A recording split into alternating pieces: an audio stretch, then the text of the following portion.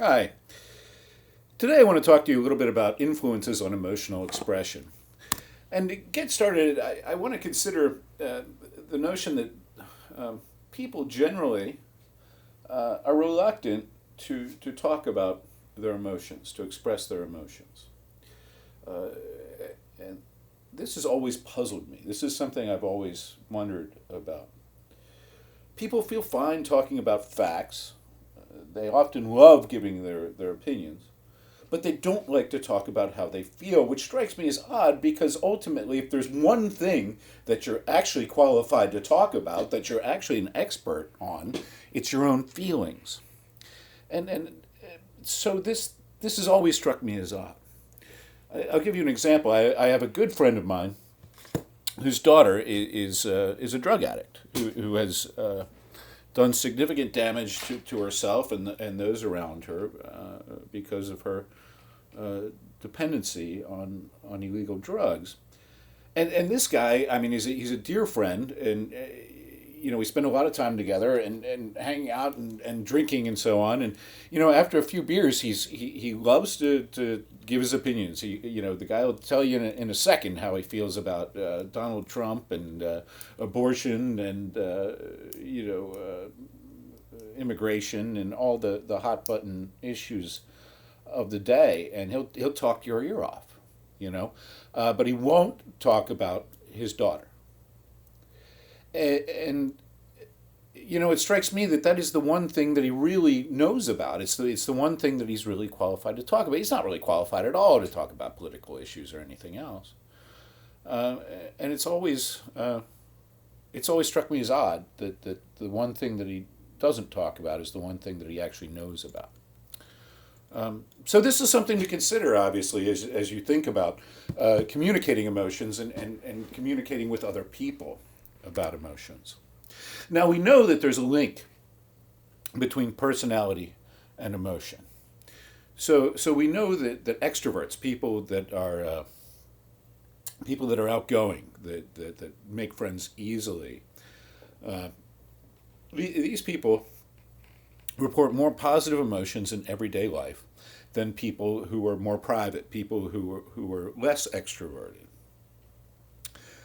We know that people with neurotic personalities, people who are generally nervous and worry a lot, report more negative emotions in their everyday life. So, to some extent, personality is biological, right? I mean, to some extent,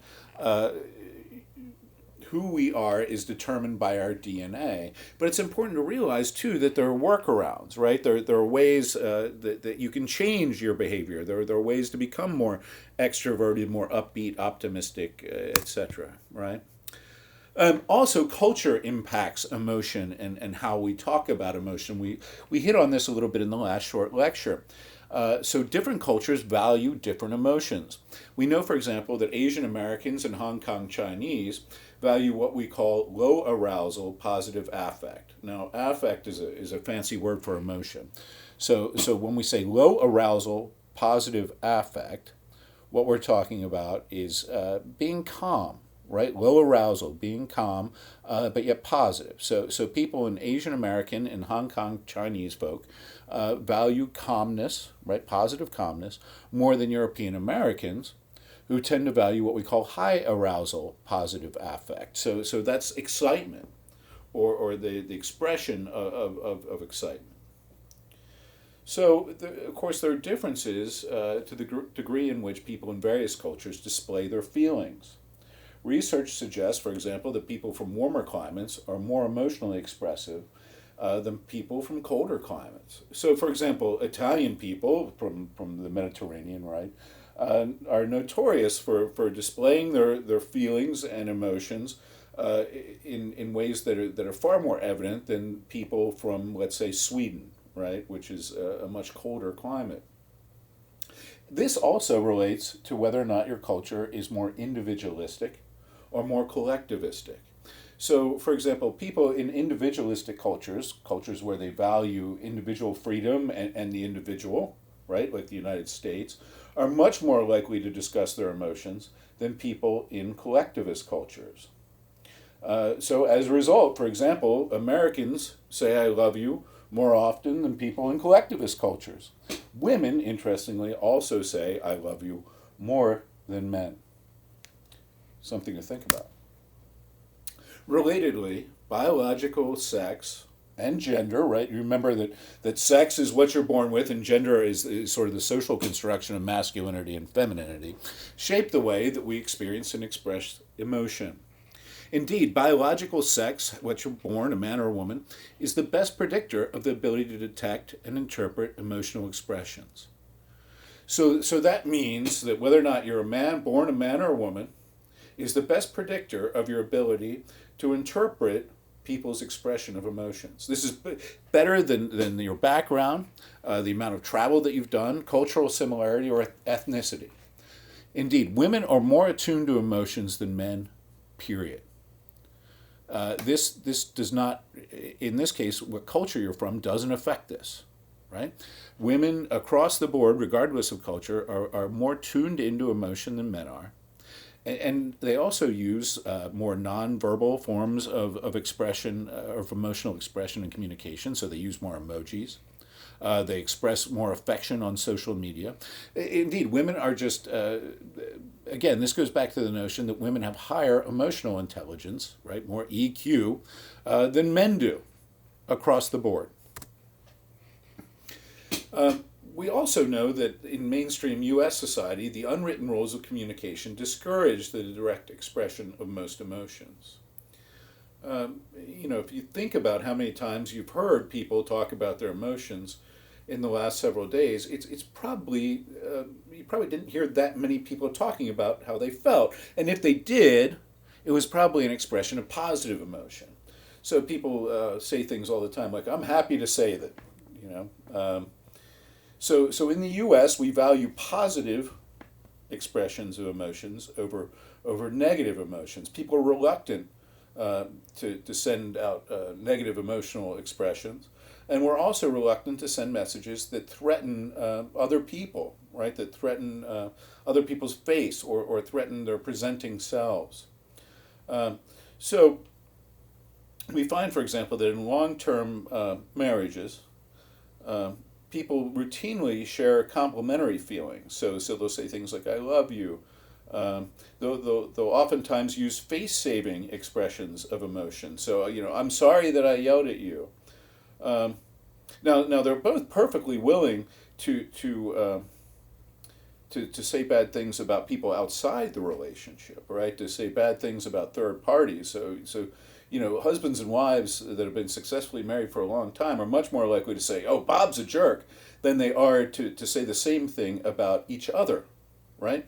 They rarely express hostility or face-threatening feelings, right? So they rarely say things like, "Oh, I'm mad at you," or "I'm disappointed in you," with one another, but they're perfectly willing to say bad things about other people. Now, one of the things that's become increasingly important in recent years with the American switch to a service economy, right? I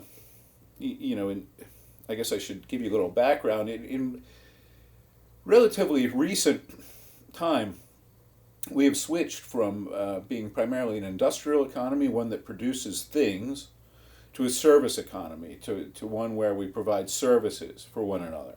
And as we become increasingly service-oriented, this thing called emotion labor has become more and more important in our day-to-day workplaces. So emotion labor is the process of managing your feelings and expressions in order to fulfill the emotional requirements of a job. Specifically, you're expected to regulate your emotions during interactions with customers, coworkers, and superiors. So, for example, those of you who have had me before know that I'm weirdly interested or sort of weirdly obsessed with the training at Chick-fil-A, because Chick-fil-A appears to be remarkably good at managing employees' emotional labor, right? So people at Chick-fil-A, when you go in and you talk to them, they appear happy, right? And this simply isn't the case when you go to McDonald's or a similar competitor, right? Where oftentimes employees seem kind of fussy and just mad to be there, right? And the fact that they're able to have their employees put on this at least show of happiness, right, indicates that they're really good at managing emotion labor. So when you go to work and they encourage you to be positive and smile and interact in a positive, upbeat way with customers, what they're doing there is encouraging you to perform emotion labor, right? So instead of laboring at an assembly line, punching holes in belts or making putting wheels on cars, what you're doing is you're performing labor emotionally, right? You're pretending to be happy even if you're not. Now, when it comes to social media and the expression of emotion, we find that we're generally willing to express more emotion online than in person. This is obviously related to disinhibition. Mediated communication, as we know, is largely asynchronous, right? It doesn't happen in real time. We don't get that immediate feedback in terms of listener response in both verbal and nonverbal form, right? And so as a result, we're likely more willing to share how we feel because we don't get that feedback. We don't get that immediate judgment. So, of course, one of the results of this is that mediated communication, electronic communication, can lead to emotional outbursts that have a negative effect on interpersonal relationships. We're much more willing to argue with people online or via text or email than we are to do it face to face. And relatedly, studies show that being mad or ranting online, right, getting into a flame war online with someone often makes us feel worse rather than better. So telling somebody off online, generally speaking, makes us feel worse instead of making us feel better. So the bottom line is both senders and receivers experience emotions more intensely online than we do in person. And it's good to keep this in mind before we hit send. So if you're on Facebook or Instagram or you get a text from someone and it makes you mad, you need to stop for a second before you reply and remember that we're more willing to express ourselves online, particularly when it comes to negative expressions of emotion, and that it probably won't make us feel better if we do get involved in that flame war with someone else. Now, here's another idea that's linked to the sharing of emotion that's really interesting to me, and that's the idea of emotional contagion. Your book defines emotional contagion as the process by which emotions are transferred from one person to another. So the idea behind this is that we can catch feelings from each other as if they were some kind of social virus. So if you're happy, right? If I go to Chick-fil-A, for example, and the waiters and waitresses, the people working there are happy, that can make me happy. I can actually catch their happiness, right? And we know that it's not just in person; it happens online as well. We know, for example, that for every positive Facebook status update that someone puts out there, it results in almost 2 more positive posts by Facebook followers. So in other words, if I write something happy and pleasant on Facebook, chances are that's going to result in at least 2 of my followers going out and doing the same thing, right? Also being happy. So if I walk into class and I'm really grumpy, then chances are my students will end up grumpy too by the time we get done our hour and 15 minutes together. But if I walk in and I'm excited and I'm happy to be there, they might be as well.